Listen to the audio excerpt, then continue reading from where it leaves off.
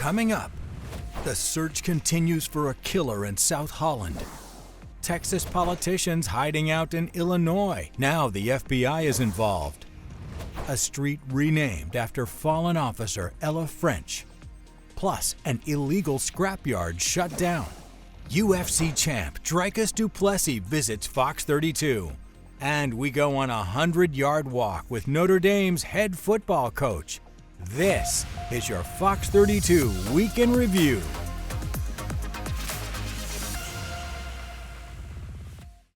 About 200 friends and relatives came together this evening to honor DeVell Holden. Loved ones say the honors student and standout athlete had dreams of playing basketball in college. My son was everything. An awesome young man. They are the emotional words of a mother who's lost her son to gun violence. My baby was loved by so many people. And this is just a testament of it.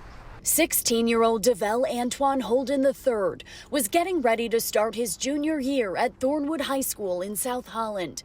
But on Saturday evening, he was shot and killed while at a friend's house near 160th Place and Drexel Avenue. No one has been arrested for his death. First, who and why? Why would somebody want to do this to my son? Now Angela Burtz won't get to see her oldest son finish high school or pursue a college basketball career. DeVell wore number 21 for the Thornwood Thunderbirds, and on Wednesday, a crowd of classmates and relatives gathered in a field at the school where his jersey was hung in his memory. He had this deep passion for basketball, and it showed out there on the court. He was really focused on progression. He wanted to get better. He wanted to see us as a program get better. Close friends like Kayshawn Thomas are sharing what DeVell stood for. Purity, effort, and honesty. That's all he cared about. Now we have to put in 2 times the work individually, because now we're fighting for a greater purpose. Blue and silver balloons filled the sky, a heartfelt send-off in DeVell's honor. Just seeing how many people, lives that were impacted positively by DeVell, and it shows how many people he cared about. The village of South Holland and Father Michael Flager from St. Sabina Church have joined together to offer a $10,000 reward for information leading to the arrest of the person or people responsible. You can submit an anonymous tip online or by phone. DeVell leaves behind a 9-year-old brother who his mother says looked up to him in every way. A U.S. Senator from Texas says the FBI is now on the lookout for the state's Democratic lawmakers that are hiding out right here in Illinois. This is the latest escalation in this bitter feud over redistricting in the state that has brought those lawmakers to the suburbs of Chicago. Our Perry Schutz joining us now with an update. Yeah, Sylvia and Scott, a U.S. Senator issued a press release saying the FBI has assured him they're now on the case to find the missing Texas Democrats, although it's no secret where they've been here in Illinois in the western suburbs. But can the FBI legally take action? This is a lot of grandstanding by the Trump administration, by John Cornyn, by Governor Abbott. Governor Pritzker dismissing today's threat says a lot of hot air on the part of politicians trying to appeal to the MAGA base. This morning, Texas Republican Senator John Cornyn issued a press release saying, quote, "I am proud to announce that Director Kash Patel has approved my request for the FBI to assist state and local law enforcement in locating runaway Texas House Democrats." All that he has said, Cornyn, is that the FBI has been authorized to locate the Texas House Democrats. Nothing more. And you know why? Because there is no federal law that allows them to arrest Texas Democrats who are here visiting the state of Illinois. The Coalition of Texas Democrats is on day 5 of its exile in Illinois. Thus far, they've successfully thwarted the legislature's attempt to move forward on a controversial remap proposal that could net Republicans 5 additional seats in Congress by the time the midterm elections come around. Cornyn himself is locked in a bitter primary re-election battle with Texas Attorney General Ken Paxton, who has vowed to, quote, hunt down the missing Democrats. Governor Pritzker says it amounts to little more than a political witch hunt. I welcome the FBI coming to the state. I hope they take in the state fair. I hope they go see the beauty of Lake Michigan. Yeah, adventure awaits. And we did reach out to the FBI to see if they were indeed involved in trying to locate some of the Chicago lawmakers. They declined comment. I'm so honored that they are able to do this in Ella's name, but I wish I didn't have to be here for it. I would much prefer to have her than a street sign. That's a mother. 4 years to the day she lost her daughter, Chicago police officer Ella French. Today, her name raised before a criminal courthouse on the west side, part of a street renaming in her honor. Our Terrence Lee takes us inside the unveiling ceremony that brought tears, memories, and a promise that she will never be forgotten. I would just like for everyone to repeat after me, loud and clear. Officer Ella French. Officer Ella French. End of watch. End of watch. 7 August 2021. 7 August 2021. And she will never be forgotten. She will never be forgotten. Chicago's finest stood shoulder to shoulder as this street sign came into view. Officer Ella French Way on 26th in California, where she first wore a badge as a Cook County correctional officer. Turns out that this location is located in the 10th district of the Chicago Police Department. That was Ella's district. So for me, this choice of location brings Ella's law enforcement career full circle. Full circle for the officer who joined the Chicago Police Department in 2018 and brought respect and compassion to every call. I have no doubt that her memory and the difference that she has made will long live all of us. Her goodness has had a ripple effect throughout our entire city. Goodness that the police superintendent says was matched by her courage. I would tell every officer here is be more like Ella. Be more like Officer Ella French. Be tough enough and strong enough to go after the most dangerous, but have enough empathy and be gentle enough to save the children, because that's who she was, and that's what you represent in law enforcement every single day. And every single day, her partner, Officer Carlos Yenes Jr., strives to live up to that example. And every time I come into these doors, I'm always thinking of Ella, but I'm going to look up at that sign, and her strength will give me strength. Strength he needed on the night French was killed during a traffic stop in Inglewood when a bullet to his head left him fighting for his life and recovering in a hospital for weeks. The same strength he wants every officer to carry with them. Please be safe always. God bless you all. Please go home at night. Hug your loved ones and tell everybody you love them. And as his words hung in the air, the crowd stood under the new sign. Ella French's name now fixed above the street where her career began. A name that will meet every officer, every neighbor, every stranger who passes, and remind them of the promise she kept until her last call. And as it does get hotter, more and more people are going to be cranking up that AC. Illinois lawmakers say rate hikes are forcing people in our state to decide between cooling down their homes and businesses or feeding their families. Republican representatives gathering in Villa Grove at a local bar that is dealing with some sticker shock. The owner of the Embarras Bar and Grill says that his monthly bill went up by, get this, $1,000. Wow. And that has called a ripple effect. They have had to cut back on hours for their staff because they just can't keep up with payroll. I can't just raise the prices on my customers. They're in the same situation we are. And so when it comes down to me, we're kind of where the thing ends. It stops with us, and it hurts everybody. And then, we don't have the customers that don't have the extra money to come out and get the burgers and beers.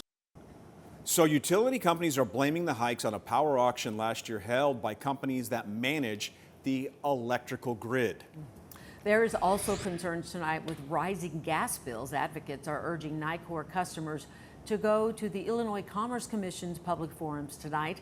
The Citizens Utility Board, or CUB for short, is calling on people to protest NICOR's push to implement what would be the highest gas rate hike in Illinois history. $316.5 million, that is. The company's arguing the extra money would fund critical infrastructure upgrades. Tonight's meeting starts at 7 in Elgin at the Hemmons Cultural Center.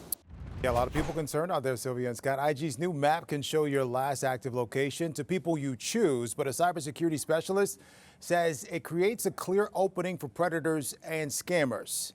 Ethan Ravine says Meta, which owns Instagram, is already the top target for organized crime online, and this feature makes it easier for people up to no good find a new way to follow digital breadcrumbs, making it easier to know where you've been and when you're there. He says the safety move is to turn it off. And here's how. Tap your inbox, then hit the map icon. It's at the top right by the Instagram notes. And the map's settings, pick no one, so nobody can see your location. Raviv says the true danger goes far beyond who can see you right now. Data mining. Data mining is the most expensive collateral, and if you know where people are all the time, let's speak about the 3 billion users of Meta, then it means there's a whole lot you can do without knowledge. And if it falls to the wrong hands, then it basically doomsday. There's some more of his recommendations. Keep your profile private, audit your followers, and use two-factor authentication. He says those steps can shut the door on people who should not have access to you. Sylvia. That is a great trip. T was showing me this, and I was shocked at you can find your friends all over the world, right, Terrence? Oh, it's not just like in your neighborhood. Yeah, we saw people Little in concerning. Europe and Asia, all over the place, right? That was something. Okay, thank you for that. You know we're going downhill with things. Yeah, Place. We're playing the sad trombone. It seems like as the days go on, the traffic in Chicago, it only gets worse. Whoever thought that could happen, right?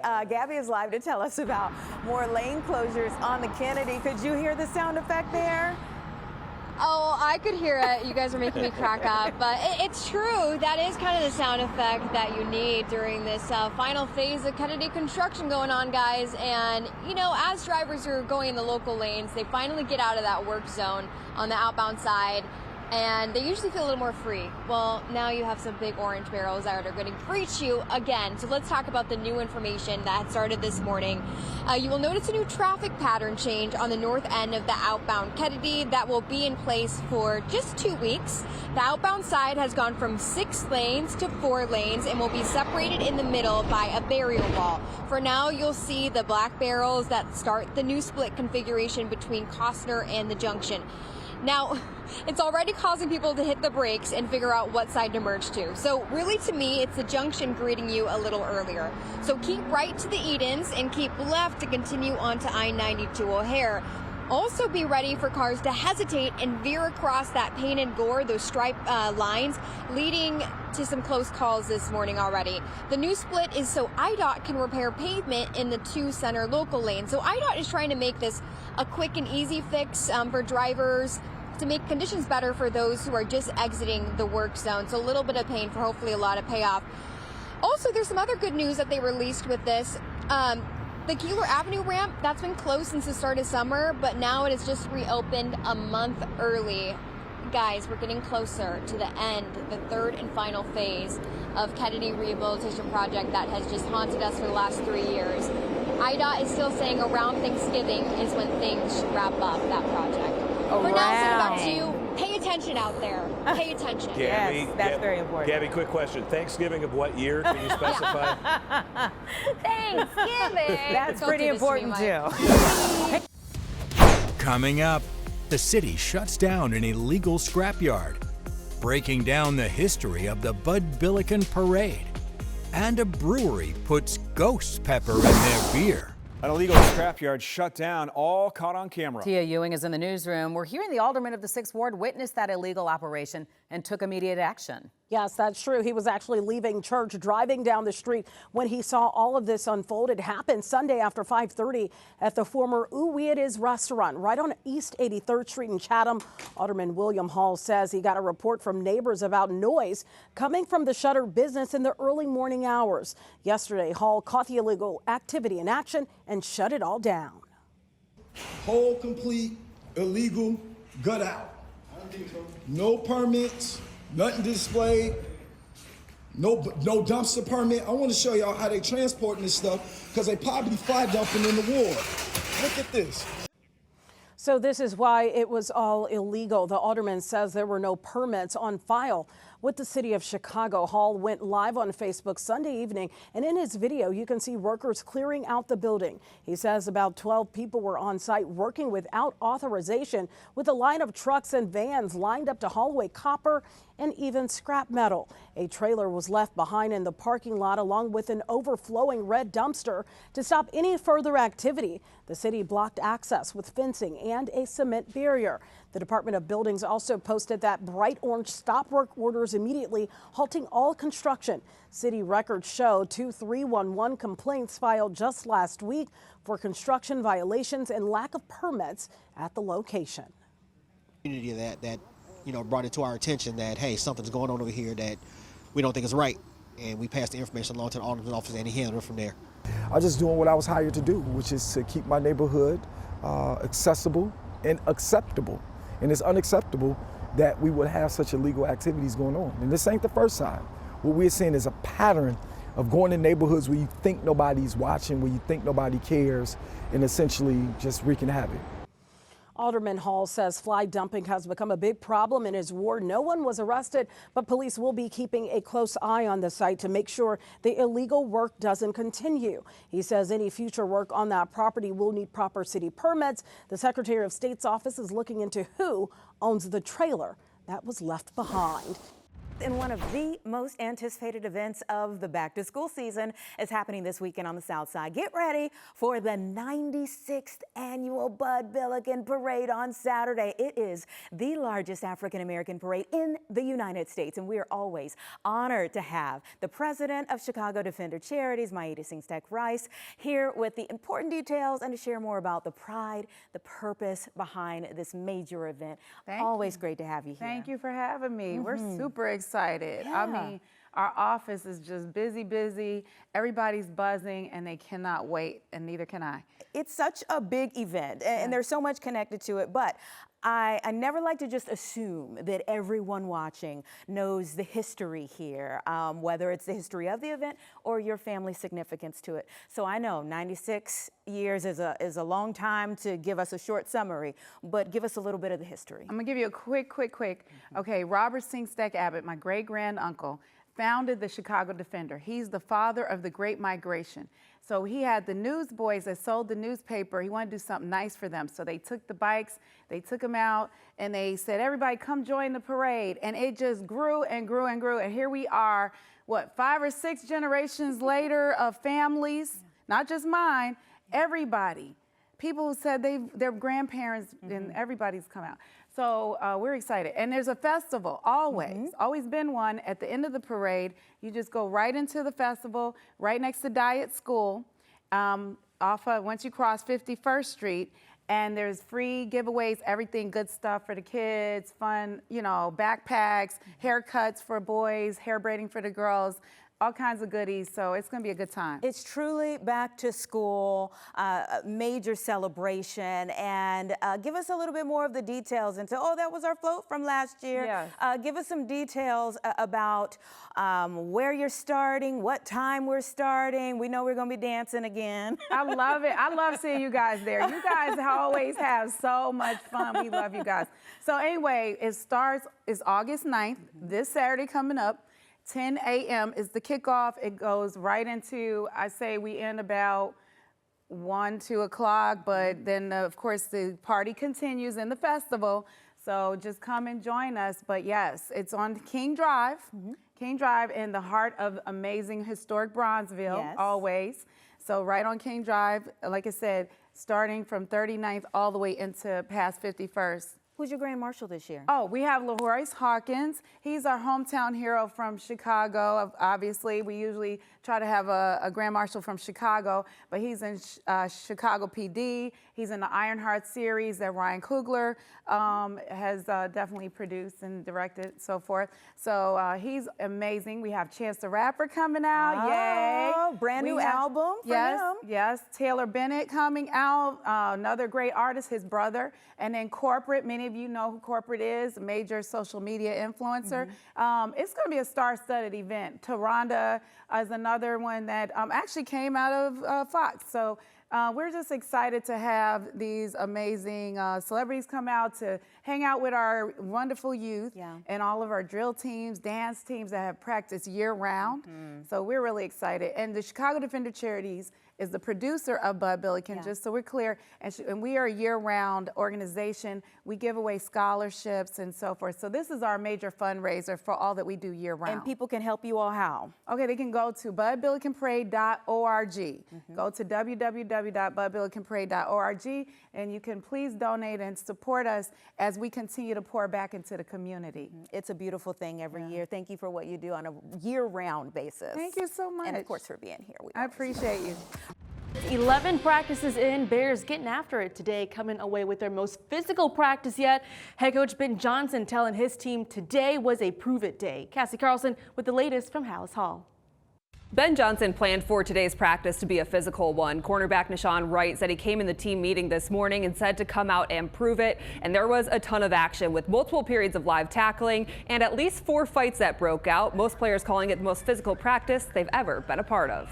Really expecting big things here from our guys. Get to see who really wants to play. I feel like that's what we should practice like every day. We only had one live period, but I mean, once it got going, every period just became live.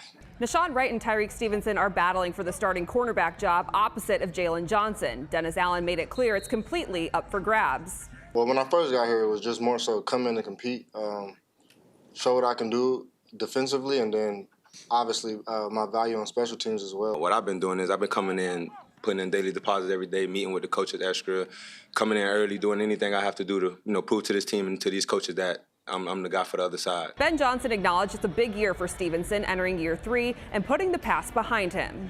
He's got quite a personality. He's good to talk to. I think he works hard. He's sometimes he talks a little bit too much. You got to tell him to be a little bit quiet, but he's a guy that you want on your side. Cary with me, I would just say keep my same aggression and my mentality when I'm in the game, put behind me, just pretty much anything that shows negative on my resume, pretty much. That come technique, that come game situations, that come with any little thing, not hustling, not showing effort that I need to on certain plays. So anything like that, I just want to put behind me.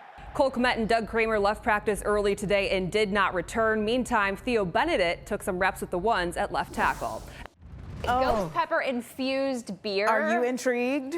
I don't know if I'd try it, but I'm interested. Okay, Elizabeth is live at award-winning brewery, Workforce Brewing Company. It's in her hometown, you said? Yes, Plainfield. Hey, girl. Hey, guys, what can I get you? I want to try one of those spicy beers. I look pretty natural, I want you to don't I? try it. I want you to try it, Elizabeth. Here it is. I'm going to, but it's going to be the very, very end of this segment. For a good reason, that's your I'm cue. sure. So you guys Good stick reason. around. This is it. And you guys, I'm scared. All right, so we're at Workforce Brewing out here in Plainfield. They've been open for 11 years. They've won a ton of awards, medal after. They got a whole little wall of all their medals, but they just won a few more medals. Here to talk more about that is Brandon Wright, co-owner of Workforce Brewing. Okay, so this is they want me to try this. I knew they were going to want me the to. barrel-aged hellbear. So that's this guy, and it's got Apocalypse Scorpion, Ghost, and Reaper peppers that we actually grow in our own garden. Yikes. Okay, this is a collaboration, right? Yep, with Rocky Reef Brewing Company out of Woodruff, Wisconsin. It is a s'more stout with graham cracker, vanilla, cacao nibs, and marshmallows. And I tried this one, guys. It does taste like a s'mores in a can, so that's a plus. And then this guy? That is our 3-year rye barrel-aged family reserve. It spent 3 years resting, hibernating, as we say, in Kentucky Peerless rye barrels. Okay, and tell us about the competition. So 9,000 beers, right? You didn't beat out 9,000 beers. Correct. But kind of total, different categories and stuff, right? Yep, there's about 100 different categories. It's the U.S. Open National Beer Championship, and we're fortunate to take 2 golds and a silver home. And this space that you have is very cool. Like I said, you've been open for about 11 years. Yes. You've got garage doors, you've got all this great natural light, and you guys make a ton of beer here, don't you? We do. How many beers do you make? Well, we have 29 taps. So at any given time, we have about 29 different beers we rotate through. But over the course of a year, we brew typically around 50 to 75 different types of beer. Right, and just looking at your menu, I don't know, Dee, if you want to come around. So your menu, this is all yours except for the cider. That's a guest cider. And the non-alcoholic. Yep. But this is all yours. Yes. That's a ton of beer. We brew a lot of beer. That's a lot of beer. Yeah. You're kind of a beer guy out here in Plainfield. Okay, so then we've got, this is your big case of all these different beers, but you'd have to show me how to pour. So I'm going to grab, this is a tulip, right? Yep. This is a tulip glass. Yep. Oh, you already grabbed one. Got one Here's right the here. Tulip. You can go for it. I'm going to choose foggy. And what'd you say? You said pull hard. Yep. Like I mean it. Angle. Oh. Oh my gosh. Look. Ah, man. Look how foamy. All right, I'm not going to try that one. So I just wasted It was close. That one's for you. All You right, get to thanks. Drink that. Okay, so again, this is Hell Bear, right? That's Hell Bear. Can I do this? Do you believe in me? It's spicy. Well, let me go through this first. Where are you located, and where can we find you online? We're Plainfield, Illinois. You can find us on our website, workforcebrewing.com, and it's spelled W-E-R-K. Yep, forcebrewing.com. We're about 150 different locations throughout greater Chicagoland. So you can find grocery stores and alcohol Yep, stores. liquor stores, yep, bars, restaurants. Okay, here we go. Go, Hell Bear. go, Back to you go, guys in the go, studio. go, go, go. That's not helpful. We need like a close-up of her face. It's a little bit. It's back here. It is. It's tingly. It's not as hot as I thought. But I go back to the s'mores. Are you growing a hair on your chest now? We're gonna do this No, one. I'm playing. Yeah, very hairy. All right. A big day in Robbins. The Eagles have a brand new football field. Justin Harris is the vice president of the Robbins Cal Park Football and Cheer Organization. He joins us live. Justin, we have to talk about the field, but we also sadly have to talk about what happened this past weekend. Thieves stole thousands of dollars worth of gear from your storage shed. But first, talk about the field. How does it feel to be there today? And tell us what happened today. Yeah, yes, it was great. Robbins Eagles haven't played a home game in Robbins, Illinois since 1990. So this is a historical day, not only for our youth, but also for the village of Robbins. That's awesome. What went into making this happen, and what's the next steps for the field? Yes, first of all, I'd like to thank the mayor of Robbins, Mr. Bryan, and his team for making this happen, making this dream come a reality. It was a great thing. His team, really made this happen for the youth and for the Robbins Eagles for this field. Yeah, I'm excited for you guys, and also my heart goes out to you Yes. because the gear is gone. Walk me through the moment you heard that had happened. Yes, so this had to have been Sunday morning. Sunday morning, we got a parent rolled by, sent some pictures, said we need to get up here to check out our storage area. As soon as I got here, I looked, I got instantly sad and mad, but then at the end of the day, this is all can be, a positive thing at the end of the day. But it's very unfortunate that something like this can happen, obviously, for these kids. Definitely. One of the kids is standing near you. I know he can't hear me, but what have you been hearing from the kids about what happened, how they're dealing with it, and what they think about what happened today, and seeing the field and the future of the field? Yes. Obviously, kids, they was really like, how can someone do this to us? And, very, very upset. But at the end of the day, us as adults, we have to make sure, we can have everything as a life lesson. And everything doesn't have to be negative. We can turn that negative into the positive. Absolutely. So what's the plan to get them back in pads before the season starts? Obviously, we want to thank everyone who's been donating, donating equipment, money, helping hand. We really want to thank everyone, but that's what it is. Just, hit us up on our GoFundMe, and we'll get them back on the field. First game is August 23rd, so we got to get on the ball, really rolling with this. Absolutely. I guess I'll end here, but what are you looking most forward to this season? This season, I'm looking forward to a great season, a great family atmosphere, positive vibes, and obviously to get to the national championship. Absolutely, and we will be sharing all the information of the GoFundMe, so anyone at home who wants to help you all out, they can do so. Jason, nice meeting you. Best of luck for the season as well. Yes, thank you. Coming up, the UFC middleweight champ sits in on the news, the treasure trove of fossils in Chicago, and progress on Northwestern's football field. Welcome back. Well, for the first time in 6 years, UFC is returning to Chicago. UFC 319 happening inside the United Center on Saturday, August 16th. And the main event, the middleweight champ, Dricus du Plessis, will defend his belt against Khamzat Chimaev. Dricus, kind enough to join us in studio here at Fox Chicago. Let's get right into it because you have yet to lose inside the octagon during your time with UFC. You're an underdog heading into this fight. Is this going to be the toughest fight for you yet? Well, I mean, yet to lose means that I have to lose some time, and I don't need that. I have 2 losses in my career. I know how it feels, and I'm completely fine if I never feel it again. But I'm the underdog. I've been the underdog most of my career, but yet I am the champion. So, you know, odds don't make fights. And for me, I 100% believe this is the best opponent that I've faced to date, but so was the previous one. You know, every time that you step in there, you are going to face the next most dangerous guy, especially as a champion. Mm-hmm. So for me, yes, this is the best fighter that the best opponent that I've ever come up against. But once again, I will show my improvements and why I am the champion. When the stakes are this high and you have just really the whole world watching you, I mean, how do you keep your mindset sharp? And I mean, do you feel any pressure going into this fight? Yeah, I think for me, pressure is such a big part of the game. I think if you don't feel any pressure, then you don't care enough. You know, for me, the pressure comes from me putting a high expectation for myself, going out there, you know, defending my belt, going back home without it is not an option for me. So the pressure is there, not only to win, but to perform to the best of my abilities and being better than the previous outing. So, yeah, of course there's pressure, but you know, with the whole world watching, like you said, how do I stay calm in this whole situation? You know, we're a couple of weeks out, and for me to be at all worrying about a fight, the worries, how I get rid of these worries, I prepared for the last 12 weeks for this fight. I know I'm prepared as good as I'll ever be. I've done every single thing I could to be as prepared as possible for this, and I know it's going to pay off on fight night. I want to talk about your fighting style because you have a very unorthodox style, and it's one that Khamzat has actually never faced before. So how will that benefit you? Yeah, I think, you know, with my style, that is a very, like I say, it's a very controversial style in the UFC.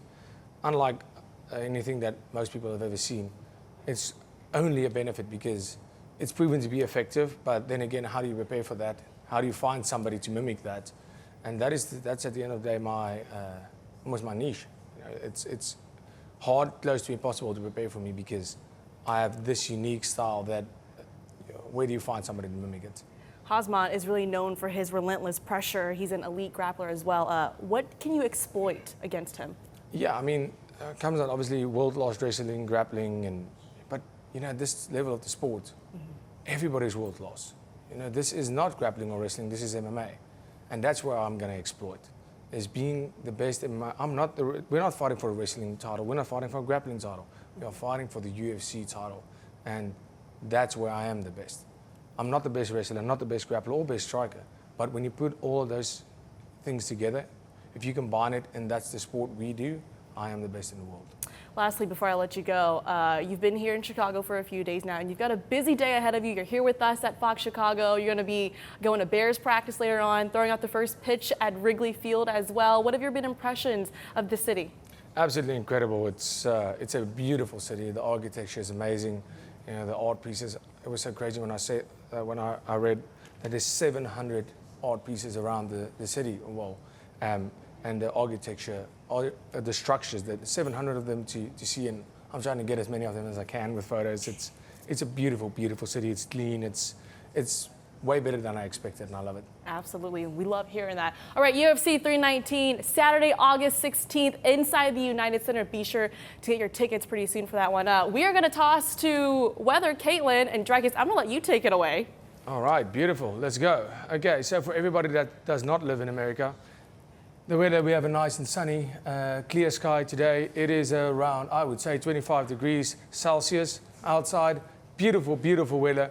Great day for sports, and we are ready to rock. Caitlin, is this all right? Is this all accurate? When you think of world-class fossils, you probably think they came from South Dakota, Montana, somewhere out west. But believe it or not, these world-class beauties were collected right here in Chicago's own backyard. So in my opinion, it's one of the most important sites in the world. Field Museum paleontologist Dr. Arjun Mann is showing off some of the ancient specimens collected by scientists, civilians, and students this summer at the Maison Creek Fossil Bed. That's about 60 miles southwest of downtown Chicago. It's actually the most complete record of a Paleozoic ecosystem that we have in the world. About 300 million years ago, this is where an inland river met a shallow sea, creating perfect conditions for preserving delicate soft tissue plants and animals almost down to the cellular level. Little worm fossil that was found at Braceville. You can see this S-shaped little worm. That's an entirely soft-bodied animal. That kind of preservation is remarkable and allows a whole area of evolutionary analysis looking at soft tissues, which you normally do not have. Each summer, Dr. Mann teams up with the Earth Science Club of Northern Illinois, students and civilian fossil hunters who search for the rounded stones called concretions. After repeatedly freezing and thawing the concretions, they split open, often revealing something amazing. One of the best parts about Maison Creek is that it's a bit of a treasure hunt. So you get two parts of it. Finding the actual concretions themselves, then when they open up, you get to really see some really nice things. It's a bit magical. University of Illinois student Peyton Kohlberg took part in this summer's fossil hunt. I think it's just cool to find out about like our history, where everything like came from, how things are now, and where they were before. And if you'd like to take part in the next fossil treasure hunt, well, there's plenty left to discover. Mother lode still is in the ground, and more concretions that have ever been collected still reside in these piles, still reside in the dirt, and they're just waiting for the next person to come and uncover them and uncover the next evolutionary mystery or solution too. Now, if you want to see these Maison Creek fossils for yourself, they'll be on display here at the Field Museum from 11 a.m. to 1 p.m. through Thursday, along with the scientists and students that help find them. Hey, you know what? Everyone come over to Ryan Field because I have my own kind of brag. I'm going to be one of the first, I think, near the end zone of the new Ryan Field here in Evanston. Okay, I'm with Pat Riley Jr. You are the CEO of Ryan Sports Development. Let's talk about how much progress you guys have made here in this construction site as you get ready for the stadium to open here in fall of 2026. We're a little over a year in, about halfway, and you can see the incredible progress the team's made. The iron workers have built this building. We've already got the superstructure, and today we have the first parts of the roof canopy going in.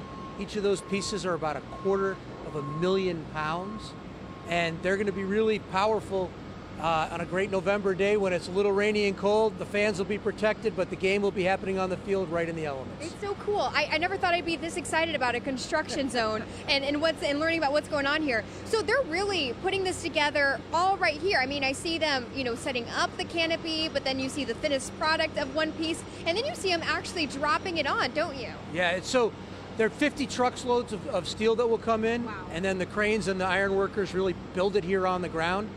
And then they have to put it up there. But with that kind of weight, it's just a precision exercise with 250,000 pounds. And what's nice about this canopy is it's big, which is going to be great because unlike some places that just cover the most expensive seats, every seat here will be covered, protected from the elements, while the field will be out in the elements, just like football has always been. I'm glad you mentioned that because it is good that it's covering everyone. It's not like this is an exclusive stadium. You mentioned before to me that you don't typically see this in a football field, this canopy. No, people think of it, they think of soccer stadiums, particularly out of England, but it's nothing to do with the shape of the ball on the field. If you've been to England in January, it's cold and rainy. If you've been to Chicago in January, it can be cold and rainy. And as we've talked about, when it gets cold and rainy, the stands empty out. This means the fans will be protected from the elements. Every single fan will be protected from the elements. Yet, the game will be live out in the elements like fans really love it. Okay, one thing you mentioned to me too was that there's a different kind of slope to the stadium seats because you want people to have a different kind of fan experience, being right on top of the game. Yeah, when they built these original stadiums 100 years ago, the technology made it like a slow rising bowl where the seats are actually pretty far away because that was the technology of the 1920s. But today you have a whole different opportunity, and frankly, if you're coming to the game, you decided not to watch it on TV. And football on TV is great. So we created better than TV sight lines by putting every seat on top of the field. There'll be no better place to watch a football game in America because these seats are closer to the action than any comparable seat in any stadium in the country. Pat, this is going to be so cool. I cannot wait to see it when it's finished. Fall 2026, that's what we can look forward to. But a pretty cool look at the progress they've been making here. Guys, we'll have more information on our website, of course. Coming up, Tina takes a 100-yard walk with Notre Dame's head coach Marcus Freeman. And Sherry Shepard shows us how to do the butt. Marcus Freeman started training camp with his Irish last Thursday. College football's preseason coaches poll came out today. Notre Dame ranked in the top 10 again. Third time in the 4 years for Marcus Freeman. Irish ranked 5th. Tina Wynn walked and talked 100 yards with the head coach. Few programs in college football boast a legacy as rich and storied as the Notre Dame Fighting Irish, where tradition, excellence, and grit have defined generations. Head football coach Marcus Freeman joining us right now for 100 yards. Coach, when you walk onto this field, the history just hits you. What does it mean to you to be a part of this legacy? Well, it's special. I think if you understand the tradition, we often say you understand the responsibility you have. And it's important to understand why Notre Dame football is in the place it's in, the great players, the coaches, the people that have been a part of this program. And then you understand, you know what, it's our responsibility to leave this place better than we found it. A lot of coaches say that the losses stick with them more than the wins. With the way things ended in the national championship game, how does that fuel this program, though, for what's next? I think there's so many valuable lessons. There's valuable lessons in winning and losing. But sometimes those losses, you learn maybe a little bit more. And they give you the motivation and fuel that sometimes you need. I think it's a lot actually easier to handle adversity than it is success, right? I think that's the one challenge that we had last year is we got to learn how to handle success. And we learned that after week one. And so, you know, you'll keep the pain of those losses, but you also got to understand how to handle success too. You look at this group that you've got this upcoming season, what do you need to see from them? Because these are the guys that you've recruited now. Yeah, you know, I'm excited. Everybody's on a different journey. And it's going to be important to see, you know, in what every individual's journey is, right, at each point. And so you can't compare one to the other, right? You got to understand some will take time to develop and some will be ready early in their career. So we'll see. Coach, you've got this calm steadiness to you. Is this something that you've always had, or have you had to kind of grow into that? You know what? Maybe perception is different than reality. Okay. Maybe I could do a good job maybe of hiding it. But at the end of the day, you know, I can't control what happens in the game. And so you get nervous because you're not out here. I think I'm a lot more nervous as a coach during games than I was as a player, because as a player, you can go out and try to dictate. But you hope you don't fail the guys you're leading, right? I hope they're prepared. But at the end of the day, you got to let them go play. And that's probably the calmness that you'll see is go let them go play, you know, and the experience reminds you that it's going to be okay. You've been able to elevate this program year after year. What do you love about the process of building something great? And how do you keep your players focused in a world that wants everything so fast? Yeah, you got to remind them every day, you know, you have to value delayed gratification. I think this young generation, part of their lives is this instant gratification. But the greatest things in life take time. And that's an everyday message that we have to reiterate to our players, to remind them in those difficult times that trust the process, trust it takes time. Spotlight on the quarterback room once again this year. Kenny Minchie as well as CJ Carr. What do you want to see from them as you evaluate them? Because they both play different styles. Yeah. Consistency, more than anything, consistency. You want to see them consistently make the right decision, consistently take care of the ball. I'm not so much worried about the outcome and how many completions and how many yards as much as are you consistently making the right decisions and are we taking care of the football? You look at this offensive line, the games are won in the trenches. You had 9 or 10 guys get real game reps last season. What does that experience do for you up front now? Well, I think it reminds you, number one, that you know, the way you start isn't going to be the way you finish. This game takes injuries. You have to recruit, you have to have depth. But, you know, we had 10 guys last year that played big-time ball for us. And so, you know, they all have game experience, the guys coming back. You're going to need some guys that don't have that game experience some point this year. And, you know, it's a reminder to continue to develop the depth of your team. Looking ahead, 2 big games to start the season on the road against Miami, and then Texas A&M comes here. What are these 2 matchups? What kind of opportunity does this present to your team? Well, it's a great challenge to start the year, right? And that's what we've got to remind ourselves that, you know, our challenge is how do we start this year fast versus a great opponent on the road, and then we come back 2 weeks later and we play a great opponent at home. And so they're games. They're big games early, so we got to be ready to go. And so training camp's going to be really important. Marcus Freeman, head coach of Notre Dame, thanks so much for your time. Good luck this season. All right, thank you.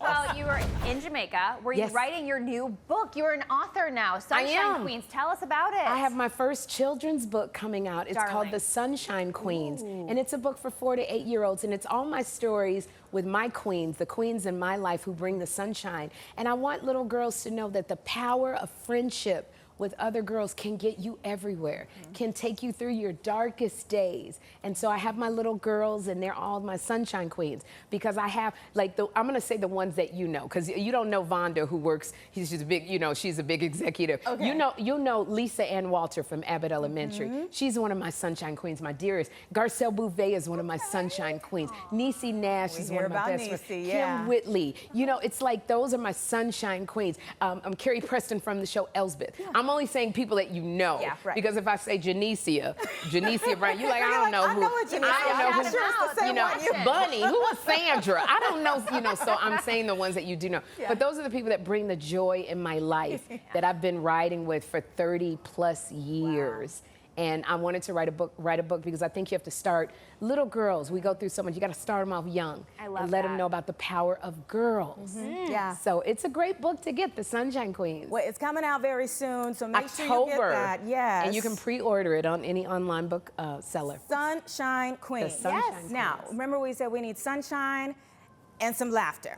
Yes, and a man wouldn't it wouldn't hurt. We're going to get to that too. All Trust me, we're going to get to that. Oh, you got Bachelor? We know that you love to play games on your show, okay? And share a few laughs, of course, on stages and beyond. So it's time for a lightning round of questions before we let you go. The lightning round. Yes, I'm ready. Okay, Caitlin. All right, the first question. If you worked here at Fox 32, what position would you want and why? You want to do weather, sports, news, production, behind the scenes? Well, I would want to do sports because, you know, because I'm around the athletes. I'm around a lot of girls because we got the girls in sports and athletes. That's my girls. But I want to be in sports because put me in the locker room.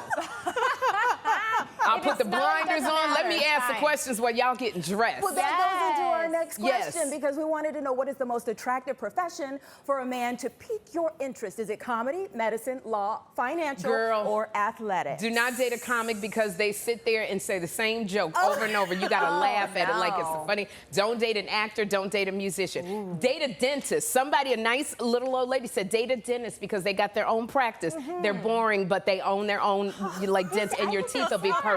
And your teeth will be perfect. Yes, have a great smile. You know, somebody in finance would be great. I just love somebody who likes to laugh. They like to travel. They got a great sense of humor, and they know how to cook. Okay. All right. You've emphasized that twice. That's going to be our next question because you're talking about QVC and the foodie tour. The foodie travel series. Okay, well, if anybody's going to know Chicago, it's you. Yes. Where is your go-to? Where do you have to go for your favorite Chicago My food? deep dish pizza. Which one? Let me tell you something. Which one? Where? Like Giordano's. Like nobody, like for me, nobody makes deep dish pizza like Chicago, and they're going to kick me out of New York. Deep dish pizza is the thing. Stop coming to me with that flat pizza. What's on the toppings? What do you get? You know what? I do my sausage and I have to have pineapple.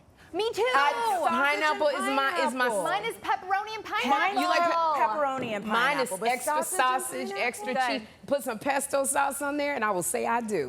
Sweet and salty. Sweet and salty. Okay, now here's the next one. Speaking of sweet. Yes. We know you love to dance. I love to dance. Maybe a little salsa, you know. Maybe a little boots on the ground. Yeah, okay. All right, there we go. There we go. But the boots on the ground. Boots on the ground.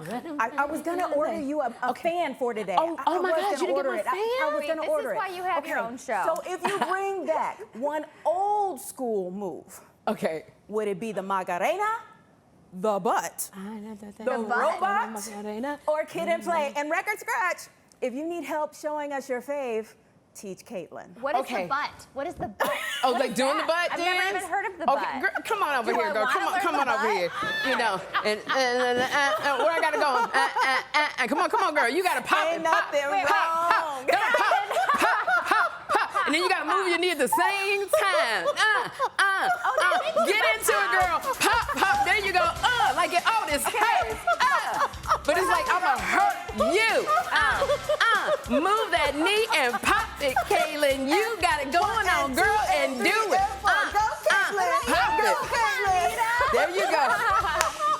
That's the butt. You Did I get you to pop it? I tried. No, I you did my best. I didn't hurt my leg. It's a whole vibe. Practice makes perfect. Practice You makes just gotta perfect. keep practicing. You can tell I've been in the mirror for years looking at that. I have had the right skirt on and everything. I love you so much. I love you so much. Where else is the light around? We're not done. Okay, last question. How about we have a little dance party as the last question? We gotta well- wrap it up. I just got the rep. Brian, Yes. Kaplan? No? Kaplan doing the butt? Kaplan, Oh come my on in. You want to goodness. come on in? Are we doing more butt? Butt all day and every day. All day and every day. And pop. Come on. There you go. Don't back up on me. Where you going? Pop. Okay, wait a minute. That's a lot. Oh my God, I love Make it. sure you see Cary later on today, Pioneer Court with Kaplan, Perry wants QVC. you up here. It's going to be the absolute best for QVC. Am I coming back to Chicago? Please. This has been your Fox 32 Week in Review. See you next time.